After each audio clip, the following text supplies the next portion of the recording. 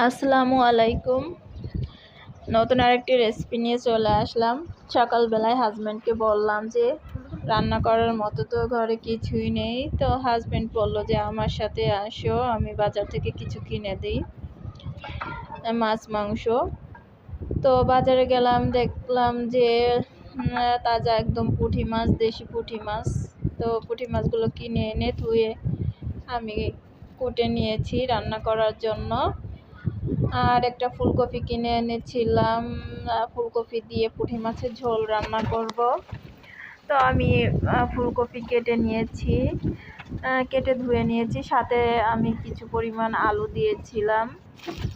এখন পুঁটি মাছগুলোকে আমি লবণ হলুদ মাখিয়ে একটু ভেজে নেব, কারণ পুঁটি মাছ যেহেতু কাঁটা বেশি থাকে, তাই ভেজে নিলে আর কাঁটা বেশি লাগবে না।